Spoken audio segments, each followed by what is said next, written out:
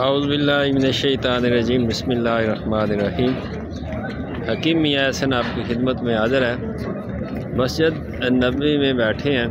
अल्लाह ताला अपने हबीब के सदके तमाम उम्मत मुस्लिमों पे अपना करम करे, मुसीबतों से, बीमारियों से, सख्तियों से नजात अता फरमाए। और बात करनी थी, वैसे ही बस बैठा था। शुगर का जो इशू है, पाकिस्तान दुनिया का पहले नंबर पे। 3 करोड़ बंदों को, 24-25 करोड़ अगर पाकिस्तान की आबादी है तो 3 करोड़ लोगों को शुगर का मर्ज़ लाक है। और उस हिसाब से देखें तो 100 में से तकरीबन 30-31 बंदों को शुगर है पाकिस्तान में। शुगर की वजह से आगे फिर ढेर सारे मसाइल पैदा होते हैं। बाकी ये मतलब इंडिया है, उसकी बंदों का शुगर लेवल हमसे काफ़ी डाउन है, मतलब काफ़ी हद तक वो बेहतर है, सेहतियाब है। तकरीबन 8-9 के करीब 8-9% है। 100 में से 8-9 बंदों को शुगर है। कुवैत का है 25% है। और इसी तरह तीसरे नंबर पे मिस्र का है, वो 21% है। इसी तरह फिर कतर है, सऊदी अरब है, 18-19% लोगों को यहाँ पे भी शुगर है। शुगर एक ऐसा मर्ज़ है, मैं समझता हूँ कि आने वाले 8-10 सालों में ये दुनिया का सबसे बड़ा मर्ज़ बनेगा।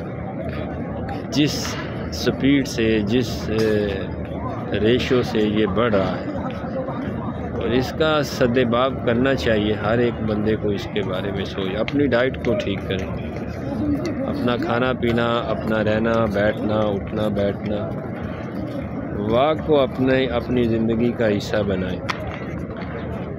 कवाजात ख़ास तौर पे मैदे और जिगर जो है ना, उसको दुरुस्त रखें। मैदा जिगर अगर दुरुस्त होगा तो आपके काफ़ी हद तक मामला दुरुस्त होंगे। मैं एक सादा सी चीज़ आपके गोश गुजार करता हूँ। ये जगह तो नहीं है नुस्खा बताने की, मतलब ये एक मुक़द्दस जगह है। बहरहाल पहले ज़माने में कुराबाए दीन, तिब की बातें भी मस्जिदों में होती थी और दीन की बातें भी मस्जिदों में ही होती थी। किसी ने कोई नुस्खा लेना होता तब भी वो मस्जिद से, क्योंकि पहले ज़माने में जो दरस नज़ामी करवाया जाता था, आलम फाज़ल का, मुफ्ती का कोर्स करवाया जाता था, उसमें मुजरबात सियूती, मुजरबात इमाम गज़ाली, इसके अलावा और जो तिब्बी किताबें हैं वो उसके कोर्स के अंदर शामिल होती थी। अब चूँकि ये अलग हो गया, वो दर्स व तदरीस वाला अलग हो गया, तो ये इस वजह से अलग अलग मामलात होने की वजह से अब आलम अलग हो जाते हैं। आलम जो हैं वो अहले इल्म हैं, फ़िक़ा का इल्म रखने वाले वो अलग हैं, उनके कोर्सेज़ अलग हैं, और तिब के पढ़ने वाले अलग हैं। बहरहाल मैं आपको एक सादा सी चीज़ और बड़ी इफ़ेक्टिव चीज़, जिन बंदों को शुगर है वो इसको लाजमी इस्तेमाल करें, इससे उनको बहुत फ़ायदा होगा। बहुत सारे शुगर के मसाइल कंट्रोल तो लाजमी करेगी, अगर परमानेंटली ठीक ना भी करे तो कंट्रोल लाजमी करेगी, और इसका रिस्क लेना चाहिए। अगर देसी अंग्रेज़ी दवाइयों से आप शुगर कंट्रोल करने वाली अंग्रेज़ी दवाइयाँ खा रहे हैं तो मेरा ये मशवरा है कि आप देसी पे आएँ। कम अज़ कम आपका आने वाले वक्त में दीगर जो अज़ाए रईसा हैं, गुर्दे हैं, जिगर है, मसाना है, उनका मसला ना बने। तो मैं एक सादा सी चीज़, 4 चीज़ें हैं इसके अंदर। गुड़ मार बूटी है, पंसार से आपको मिल जाएगी। 12 ग्राम आपने गुड़ मार बूटी लेनी है, साफ़ सुथरी लेनी है। तमर हिंदी कलां, ये इमली कलां इसे कहते हैं, इसका मगज़ लेना है 12 ग्राम।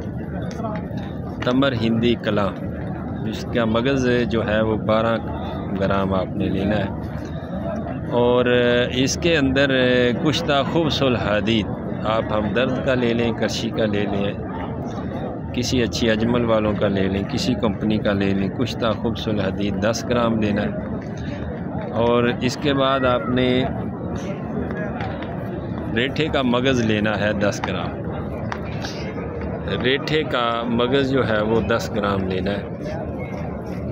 रेठा होता है, उसके ऊपर से छिलका उतारेंगे, अंदर से काली गठली निकलेगी, उसको तोड़ेंगे, उसके अंदर से मगज़ निकलेगा। मगज़ को आपने सबसे पहले 3-4 घंटे खल के अंदर खल करना है।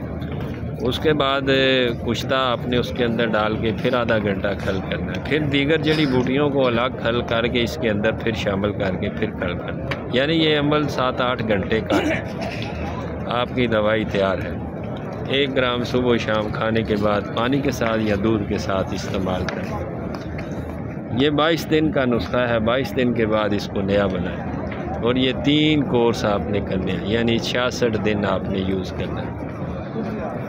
काफ़ी हद तक चांसेस हैं जिनकी शुगर 3, 4, 5, 6 साल से है, तो उम्मीद है कि उनकी शुगर परमानेंटली इससे ठीक हो जाएगी। जिनकी पुरानी है वो भी यूज़ करें, लाजमी करें, ताकि कंट्रोल तो हो ना, आपको नुकसान ना हो। दीगर जो आप खाते हैं 500, 550 मिलीग्राम की गोली, उसके नुकसानात हैं, आने वाले वक्त में आपको वो नुकसान देगा। इसका नुकसान नहीं है, आपकी जिस्म को फ़ायदा देगा, नुकसान नहीं करेगा। बहुत शुक्रिया अब आपका। फ़ी मान अल्लाह।